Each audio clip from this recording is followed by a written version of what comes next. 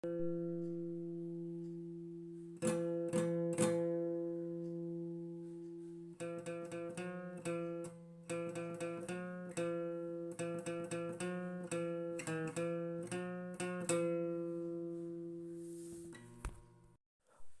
अगले दिन सुबह विक्रम के आंख जब खुले तो उसके सामने एक आदमी खड़ा हुआ था जो फोन पकड़ के बात कर रहा था।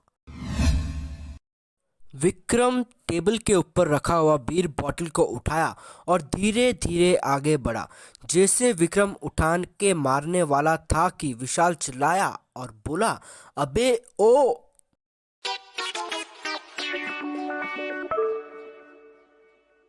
विक्रम मुड़ के देखा तो बोला, तू यहाँ क्या कर रहे है? विजय पलट के देखा, तेरे लिए आए थे कमीने, और टेस्ट कर रहे थे कि तू भूत से अभी तक डरता है या नहीं। विशाल बोला, कंफर्म, अब तक साले तू बदला ही नहीं।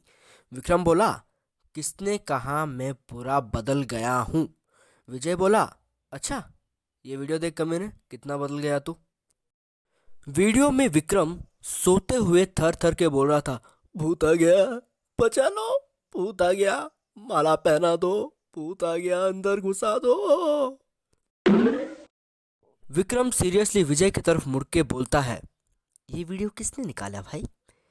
विजय बोलता है, विशाल ने। विक्रम ने बैट पकड़ के विशाल को कुत्तों के जैसे दौड़ाते दौड़ाते थका दिया। विशाल थक थक के सोफा में बैठकर बोलता है, जा बे, पानी लेके आ। विक्रम बोला, क्यों, घर में अब तक था ना, जा तू ही ले ले। भोसड़ी कहीं का। विजय फोन काट के बोलता है, विक्रम अपना लगेज पैक कर ले, हम लोग कल गोवा जा रहे हैं। विक्रम शौक से पूछता है, तुमने तो कब तक प्लान कर लिया है? विशाल ने बोलता है, हम दोनों का प्लान है, चलेंगे, मौज मस्ती करेंगे, बीर पियेंगे, मजे लेंगे। विक्रम गुस्सा से बोलेगा, पागल हो तुम लोग? सीरियस है बोल के विजय बोलता है, अबे क्या हुआ तुझे? विक्रम चिल्लाएगा, और ये तो क्या रे, खाली बीर पियेंगे, लड़कियों को भी ऐड कर।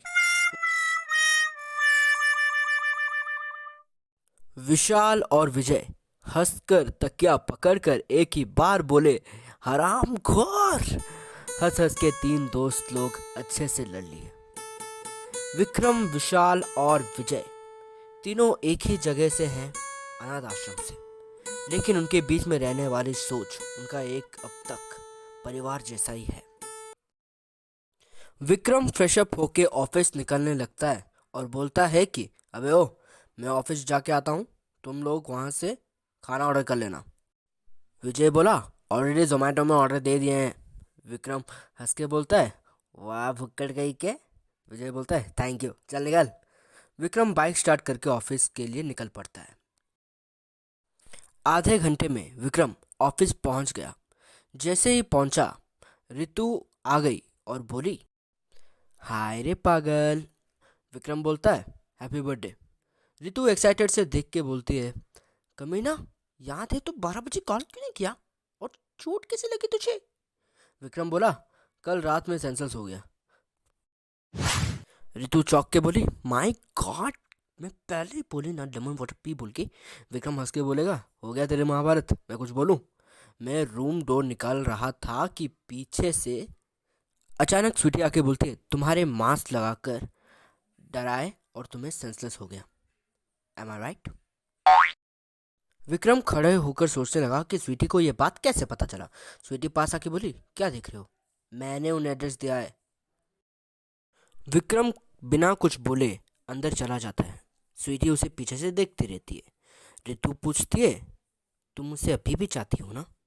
स्वीटी बोलती है, हाँ, मैं उसे अभी भी चाहती हूँ। और तभी रितु पूछती है, तुम मुझे क्यों छोड़ी? स्वीटी बोलती है, मैंने उसे नहीं छोड़ा, वो लेटर मैंने नहीं दिया। रितु चिल्ला के बोली, क्या?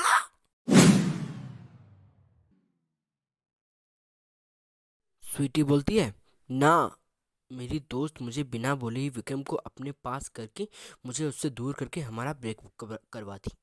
रितु सोच के बोली, ओहो, तो ये था twist. No problem, we both will convince. चल, अब ऑफिस के अंदर चलते हैं। Tilak Nagar police station. Station में हड़बड़ी में थे। एक नया कांस्टेबल आया ड्यूटी पे ज्वाइन होने के लिए। जब वो स्टेशन के अंदर घुसा तो हेड कांस्टेबल को पूछा कि सर, स्टेशन में इतना हल्ला गुल्ला क्यों है। हेड कांस्टेबल बोलता है कि आज हमारे स्टेशन में नए एसीपी सर आने वाले हैं। नया आदमी जो ज्वाइन होने आया था उसका नाम किरण था। तो किरण पूछा कौन है वो। हेड कांस्टेबल बोलता है एसीपी राजवीर। अचानक एक जीप आके स्टेशन के आगे रुक जाता है। किरण यूनिफॉर्म पहन के सब पुलिस फोर्स के लेकर बाहर आ जाता है। राज जीप से उतरता है। सब पुलिस उससे सैल्यूट करते हैं। राज स्टेशन के अंदर जाने से पहले सीढ़ियां को प्रणाम किया और अंदर गया। राज अपने केबिन में बैठ गया। एसआई और बोला, सर मेरा नाम एसआई धनंजय है। राज सिर हिलाते कहा, हाय धनंजय, तेरा नाम थोड़ा छोटा कर देता हूँ, धनु। धनंजय कहता है, मुझे मेरी माँ बुलाती है सर ऐसा। राज मुस्कुराते कहता है, आज से मैं भी ऐसा ही बुलाऊंगा। धनंजय मुस्कुराया। राज बोला, धनु, मुंबई शहर के क्राइम रेट फाइल जल्दी से जल्दी मेरे टेबल पे सब चाहिए। धनु पूरा फाइल ले आया, सर के टेबल लगा दिया। राज नरम से कहा, theft case, murder case, settlement case, सबसे बड़ा तो रेटेड पे है रेप केसेस। किरण वो फाइल में रहने वाले तस्वीर को देख के बोलता है, सर मैंने तो इसे मार्केट पे देखा था, एक लड़की को जान से मार दिया। राज आंख बंद किया। बहते हुए नस से वो उसका खून उगल रहा था। उसके आंख लाल पड़ने लगे। फाइल टेबल पे उछल कर बोला, so my team, it's 50 pending cases. अभी के अभी 25 केसेस सॉल्व करेंगे। हमें और फोर्स की ज़रूरत है, सो क्विक, हमें कंट्रोल रूम और उधर के हर फोर्स को इन्फॉर्मेशन भेज देना चाहिए।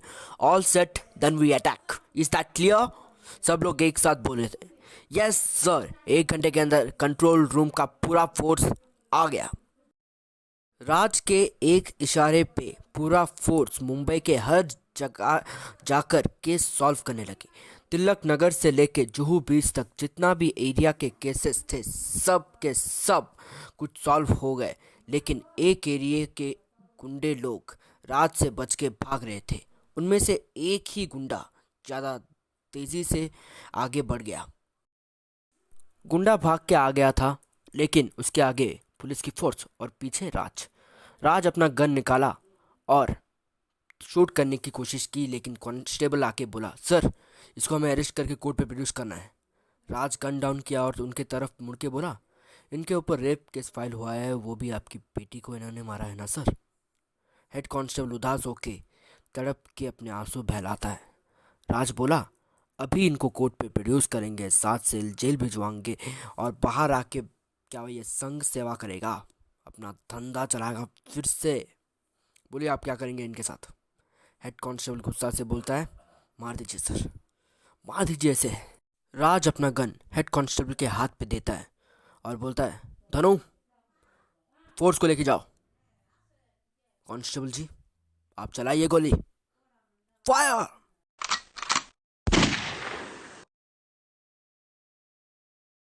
बड़े भाई काशी पे अपने भाई का अंतिम संस्कार कर रहे थे। पूजा खत्म हुई। बड़े भाई को उनका एक बॉडीगार्ड फ़ोन लाके देता है। बड़े भाई अपने फ़ोन उठाए और बोले कि हेलो, कौन बोल रहा है। गोवा से उसका राणा कॉल किया होगा।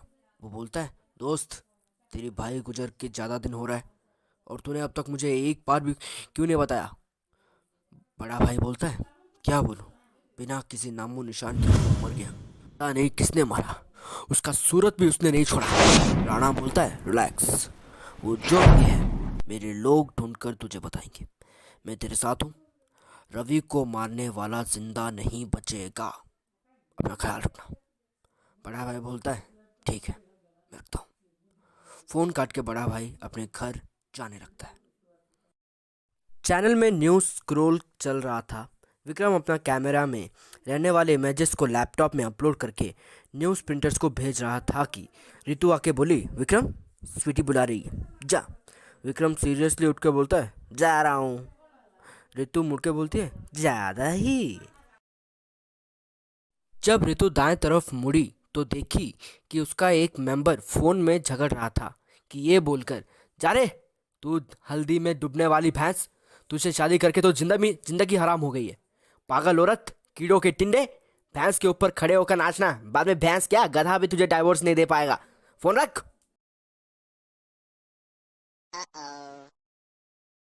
फोन पे बात करके वो रितु के पास कब आ गया उसे भी नहीं पता। रितु बोली, रिलैक्स ब्रो, नया ही शादी हुई है क्या, बीवी के ऊपर इतना गुस्सा क्यों दिखा रहा है। ये बोल के रितु पानी पी लेती है और वो बोलता है, अरे वो मेरी बीवी नहीं किसी और की, रॉन्ग नंबर था। रितु मुंह के अंदर रहने वाले पानी को बाहर थूक के बोली, तेरी बकरी की बीप की शक्तिमान, इतना बड़ा रॉकेट घुसाऊंगी कि जिंदगी में और बाहर नहीं निकलेगा। झमेला कोई का, चलिए तुम यहाँ से। विक्रम को स्वीटी बुलाकर जो हुआ सब बोल दी। विक्रम बोला, ओह ओके, गलती मेरी थी, आई एम सॉरी, मुझे समझ नहीं थी। स्वीटी बोली, कोई बात नहीं, अब समझ लो। विक्रम बोलता है, ठीक है मैं जाता हूँ।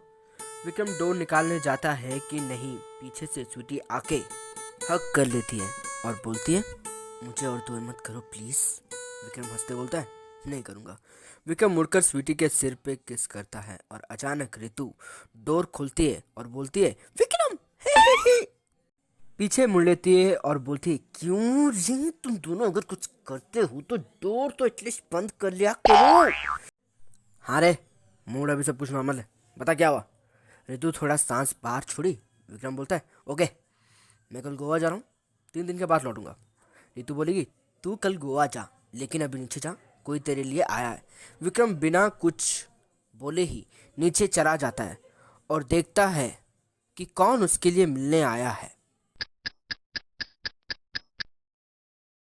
रिसेप्शनिस्ट के पास वाले वेटिंग रूम पे एसीपी राज बैठा रहेगा। जब विक्रम डोर खोलेगा और बोलेगा, हाँ कौन है। राज बोलेगा, तेरी मौत। विक्रम हंस के बोलेगा, राज दिल्ली से कब आया यार। राज बोला, कल आया, यहीं पर मेरा ट्रांसफ़र हुआ है। विक्रम बोला, चल पास वाले कॉफ़ी शॉप में जाके बात करेंगे। दोनों मिलकर कॉफ़ी शॉप में बैठ गए और बात करने लगे। राज पूछा, और कैसी चल रही है तेरी ज़िंदगी। विक्रम बोला, चल रहा है हर वक्त एक ब्रेकिंग न्यूज़ के जैसा। और तेरा हाल कैसा है। राज बोला, एडवेंचर करने के जैसा है यार।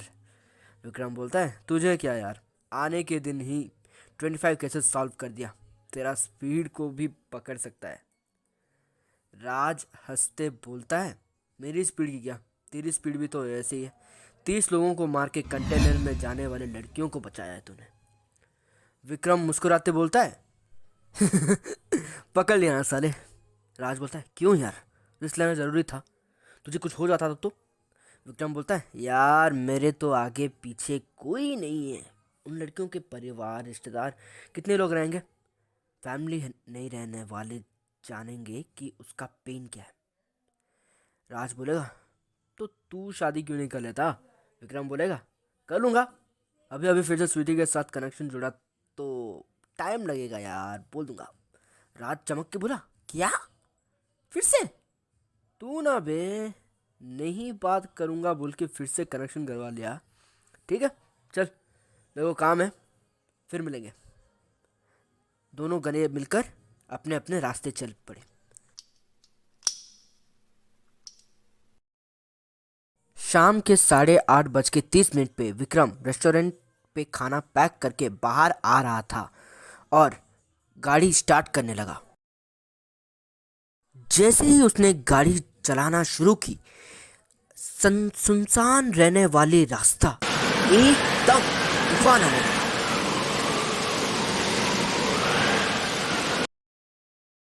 और देखते देखते ही बारिश भी होने लगी।